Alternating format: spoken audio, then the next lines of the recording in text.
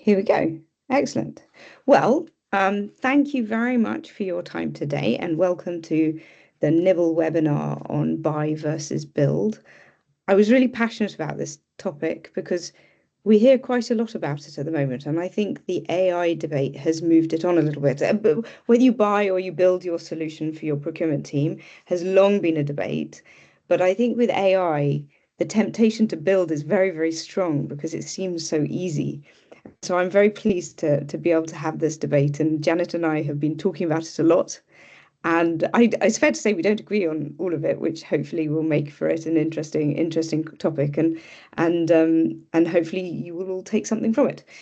Thank you very much for joining today. If you have any questions, please do put them in the chat. I'm going to be watching the chat so Janet can do the talking, but we will really endeavour to answer them live. And I know I do a lot on LinkedIn, but we're real people at the end of the day. So DM or message us if you've got points that you would like to raise. So without further ado, I would like to welcome Janet. So Janet Longstanding is our board advisor at Nibble, and she's also a board advisor at other startups and other places, and I know passionate leader about sustainability. She was a former CPO at Johnson Matthey and has over 30 years of global leadership experience at Mars and Danone as well. She has transformed procurement and supply chains in FMCG, in chemicals and energy transition. So a fantastic broad set of sectors you've worked in, Janet. And you have delivered resilient supply chains, sustainability agendas, and strategic partnerships. And actually, we had a great conversation on the podcast, didn't we, about difficult negotiations you have known. So today you're our senior advisor and you help bridge that gap between us at the AI innovation end and corporate buying decisions and helping us be sympathetic and empathetic to our partners in procurement. You also sit on advisory boards for Talos and Expanner, and I'm very happy to learn a bit about them as part of this discussion. And I know you're passionate about not just AI, but making it helpful to create efficient and inclusive practices and sustainable supply chains. So without further ado, thank you so much for joining us and welcome today. I've got a few slides. Shall I put them up on screen, Janet, and let you talk through? So first of all, thank you very much, Rosie, and thank you for that intro. I'm very pleased to be here, to be having this conversation with you, and also the learned friends in the audience that do participate in the chat boxes. So yeah, please, if you would move to the next slide. Now, AI has been on the headlines a lot lately, and you would not have missed this one. Yeah, just 5% of integrated AI pilots are extracting millions in value, while the vast majority remain stuck with no measurable profit and loss impact. This was quoting a MIT survey, basically saying 95% of AI projects have not returned on investment. So he's very right that boards should be asking, how is this money being spent? Has it been done effectively? And we are here to talk about build it or buy it as a small sliver in this vast topic. So, Rosie, if you would click, please, to the next slide. Now, I'd like to just spend a couple of minutes on make or buy as an analysis that audience here would have known very well. You see on screen the picture. This is classical analysis we would do if we need to invest in new capacity for manufacturing, or if we want to think about outsourcing activities. Now, AI investment is not so different. Yeah, if we look at those steps, if you would click, Rosie, yeah, the decision process steps are very clear. You think about what are the important things that are strategically important and high cost. You look at the internal cost, what would it have cost if we did it in-house. You look at your external options, negotiated prices, and you do your break-even analysis. And when you decide to go ahead, you have to ongoing monitoring it and make sure it's still strategically relevant, right? So these are steps on make or buy analysis, very well known when we invest. If you would click again, Rosie, there are some very key considerations, as learned friends here would know. Strategic alignment is a make or break. You don't want to be solving the wrong problem. Speed to market normally is what drives the decision. Can you outrun your competition? Of course, you need to count on the quality and the reliability. And what gives you the long-term flexibility as a organization, what core competence you want to be building, and your innovation in intellectual property rights, what you want to keep as sacrosanct, and of course, risk and cost management. If you would click again, Rosie, and these factors ultimately drive not only the cost efficiency of your organization, but the future competitiveness and the adaptability for the evolving market. And I'd like to take these factors into our discussion about AI tools for procurement. Maybe we, yeah. So we're going to look at, Rosie and I are going to have a debate and a discussion around some of these key factors and look at the lens through a build lens versus a buy lens.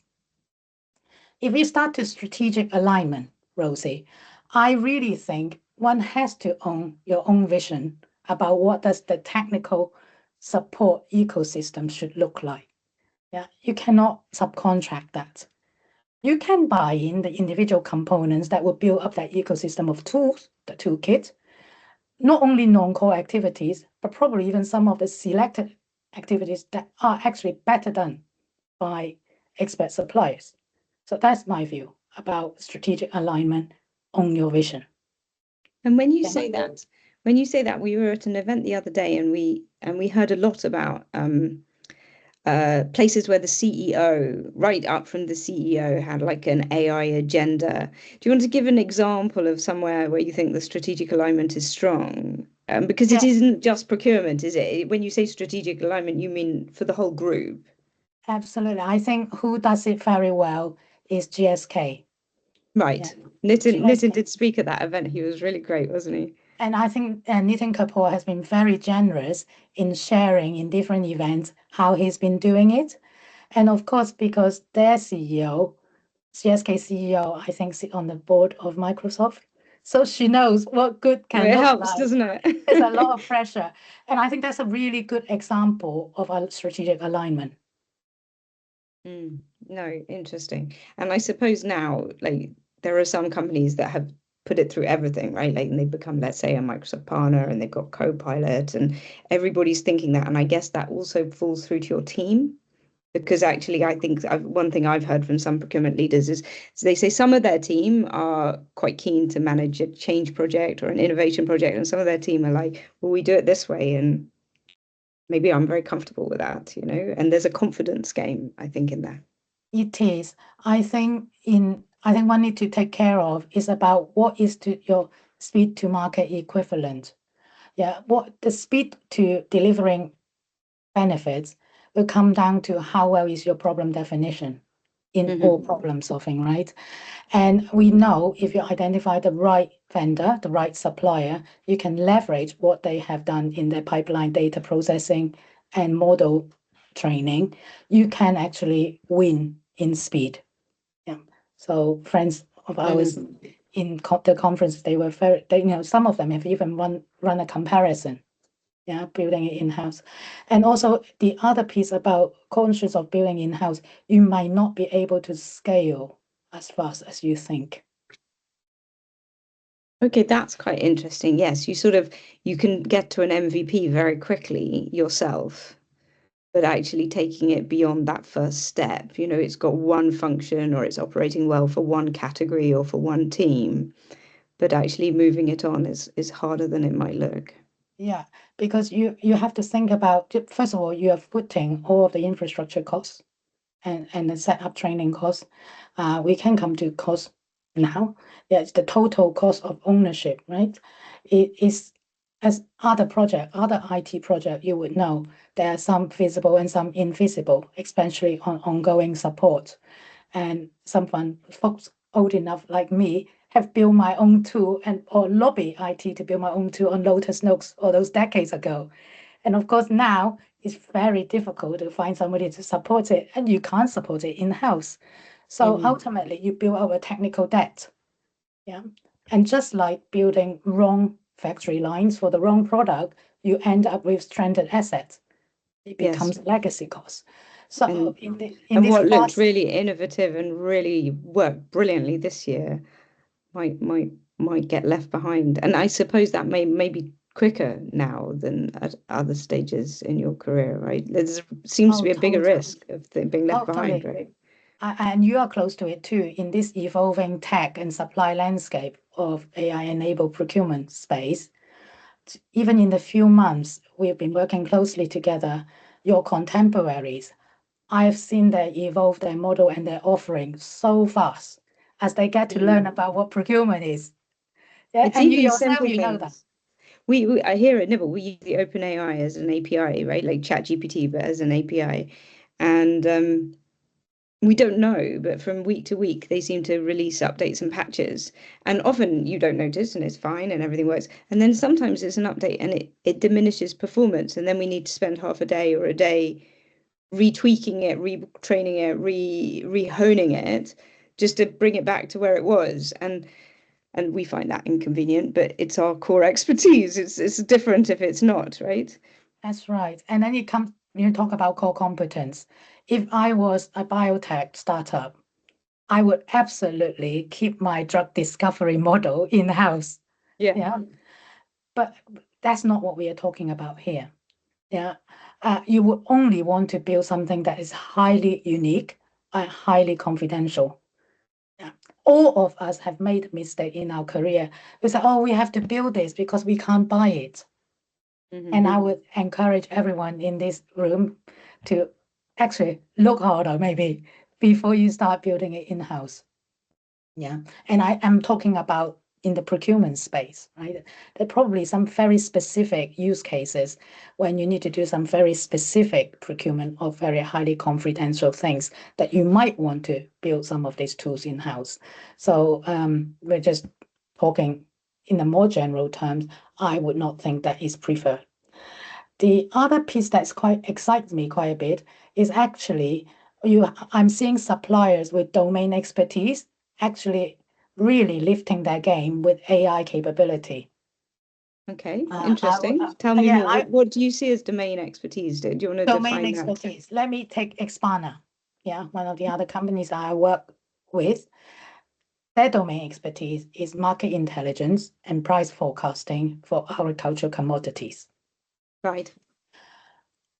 In their new release, they actually use AI capability to if you give me, if I was still a commodity buyer, I would be able to use the forecast data of the components that I have in my recipe, Hmm.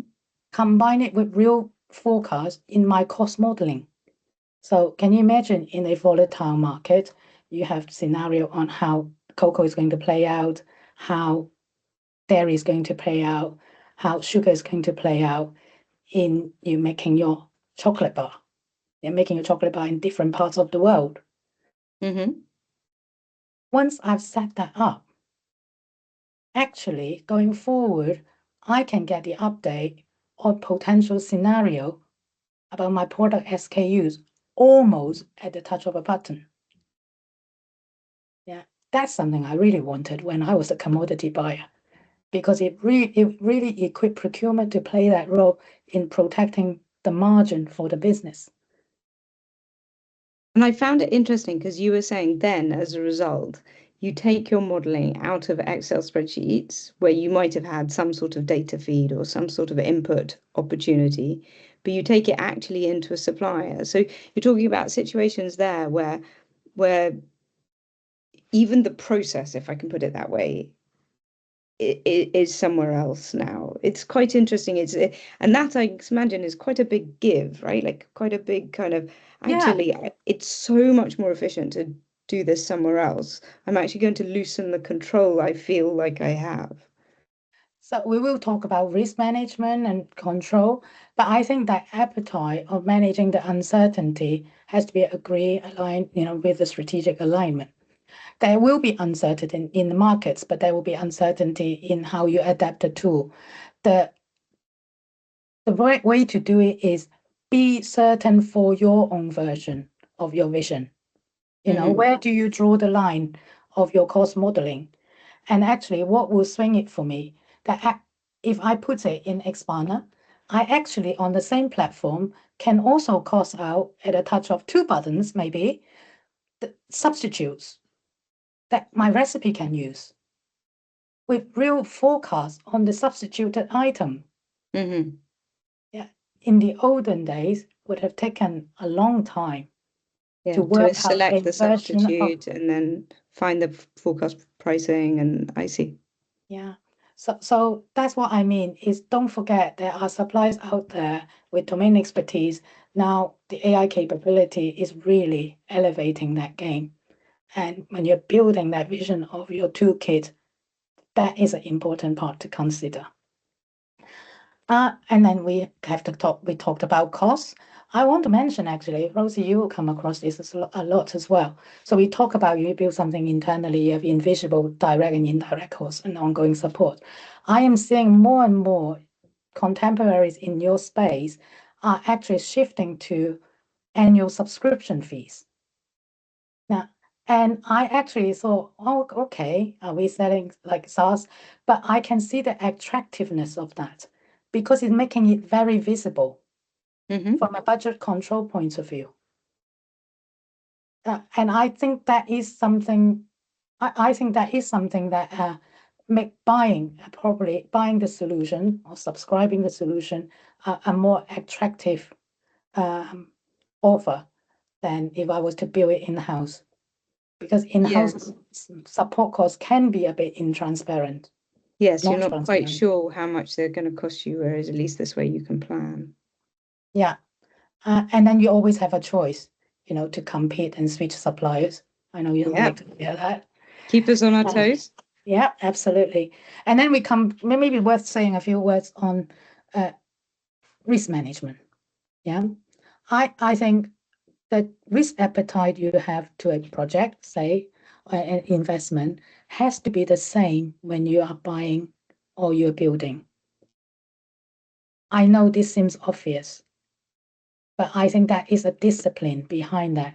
So once you have the risk appetite agree with your business, what does that mean? That means the business impact you're happy to tolerate or accept when something within operating an uncertain environment, something unexpected might happen. It might be a good thing or it might be not so good things. But I do think in aligning that and communicating that, especially in this space, everybody talk about fail fast. Mm-hmm. When that does happen and your mitigation action may not necessarily be the one that you plan. And that might happen in a build scenario or a buy scenario. So I think if you are buying it, you have a supply partner, that you have to be very clear about your escalation process and stay transparent with each other. Yes. And also, I think I talk a lot about asking the question why, right? Like understanding how the product, the technology works. And this is true for buy and build, Yeah. but really understanding where you're exposed to those risks. It's not as hard as it might seem. I think you can still ask really straightforward questions, and you can ask for information on why the AI makes the decisions it makes. You can ask for audit trails, and actually, if those can't be provided, your provider is hiding stuff actually. I think you can ask a lot more there. By the way, Oscar just asked a question, and actually, funnily enough, it was something I was thinking. You were talking about domain expertise, and you were talking about setting up your cost modeling for your chocolate bar, not your Mars bar or anything, but maybe your chocolate bar. There are different And brands too. and and actually I was thinking this at the same time, but he said many out-of-the-box solutions require significant customization. And actually, if you were modeling the cost of that chocolate bar, you would have quite a complex, let's say, Lotus Notes or Excel spreadsheet. But to actually do that work in a tool like Expana is just replicating the work to build that spreadsheet. So does it save you any time? I have seen the demo and it does. And that It actually, depends on the tool, probably. yeah. So I can only speak for the demo that I've seen. Yeah. But on a serious point, this is where AI has really made the difference. Yeah, actually, applying AI has really made that possible without it being kind of in a linear way. Yeah, that the scaling of being able to ingest data and link different data view and be able to compute it very quickly and offer user options. Yes, it is now possible. Yeah, Yeah. I yeah, think we're going to see, my personal view on this is we're going to see a wave of tools which can be set up on a chat basis or on an unstructured data basis. And certainly this is something we're working that's on right. behind the scenes. So the idea that you upload a PDF, it recognizes what's in the PDF and it pre-populates what would have been 26 boxes that you had to write data in, it pre-populates it. Or you've written data in something and it sees an inconsistency between the data. It says you seem to be modeling a chocolate bar, but one of the ingredients is steel. I suspect That's this is a right. They pick mistake. these kind of things up. And I don't think all platforms are there yet. But I think there's a lot that can be done. I know one procurement expert who told me that they had built in-house, so build is not always bad, an agent that was cleaning data for them, that was effectively just looking through forms and finding places where it was probably a mistake. There's no steel in chocolate bars, and it was actually automatically correcting it. It wasn't even asking for permission to correct it. It was just correcting it because something that was probably correct was better than something that was definitely wrong. Yeah, yeah. That's a good, very limited use case example that you build something with a very limited life, and you may not want to take it somewhere else, right? You might not want to scale it big. Yes, because if But it's you not touch, definitely right, yeah, there are places where it wouldn't be appropriate, as it yeah. were. But Rosie, you touch on the point data. I have a list of key consideration I think we should talk about, and data is one of them. Maybe it's worth I fleshing that just out. share screen. Let me bring it up the slide.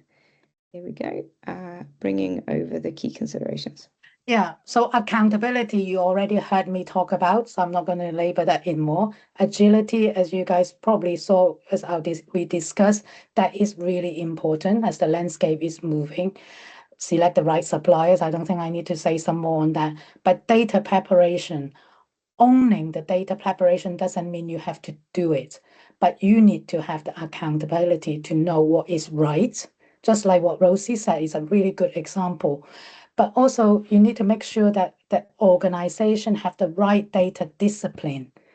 I've been there when you can implement very fancy SAP, whatever is the latest version, but if whoever is supposed to be typing the data in is not typing it in, you don't leverage value from anywhere else down the chain, right?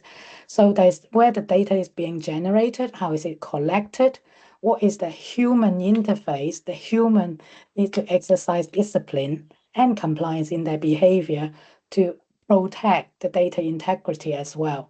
Yeah. So, and of course, there's no getting away from having good change management. You have to socialize this, there's no People getting are away. people are vital. Yeah, please, Rosie. I said people are vital. Sorry, I didn't mean to put you off your Yeah, yeah. screen. No, no, totally, right? Totally. People might be afraid about, oh, how my job is going to change. Yes, change is coming. So let's not pretend it's not. But the more we get people involved in trying things out, the less scary you become. But really good change management is really, really important. And I'm sure you've seen it with some of the customers that you have served as well, Rosie. Yeah, Yes, yes. yeah. And of course, stay relevant. Check your strategic alignment, stay relevant. And things move very fast. Market moves quite fast nowadays.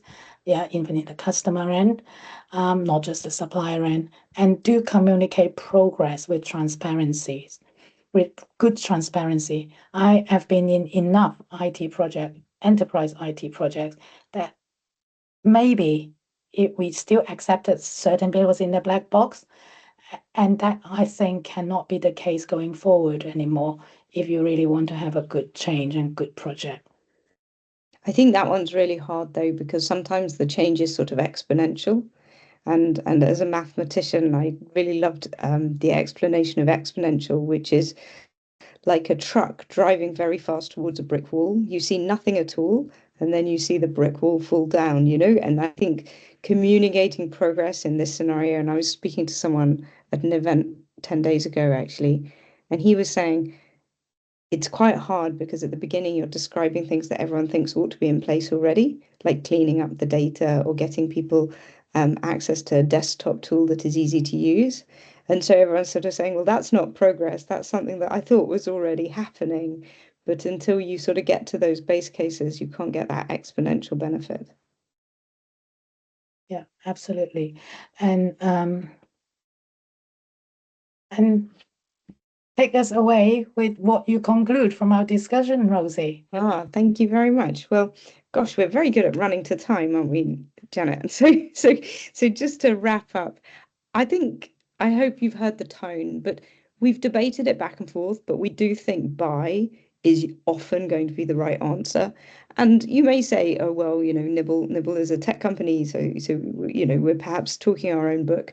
There are situations where I've seen build work really well, where it's a co-pilot or it's a very limited use tool like that data cleaning agent. There will be situations, but I think if you plan to scale this or you need to get a high ROI, I think it's going to be really hard to get that from a build project. So beyond co-pilots or limited use cases, buy is favored. Obviously, you need the right supplier, and to get the right supplier, I'm very passionate about asking the right questions. Do not let someone bamboozle you. Do not let them talk AI hype. Make them answer the basic questions. Talk about auditability, talk about dashboards, talk about information.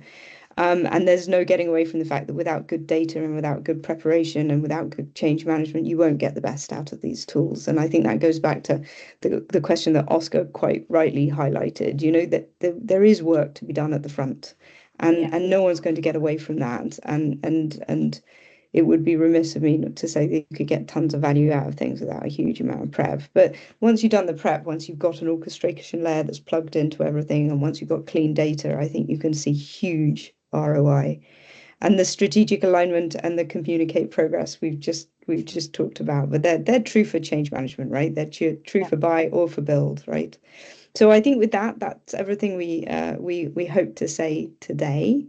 Um, Thank you very much for your time. Thank you very much for lots of engagement and questions on the chat, and hopefully we can carry on the conversation. Do feel free to ask on LinkedIn if you didn't agree with something. And thank you very much for Janet. Is there any final words you would like to say? But I would probably share this line that I heard from another conference is, be prepared to fail fast. You can start small, but think big. It's not until you start you will know what's possible. Thank you very much. Thank you.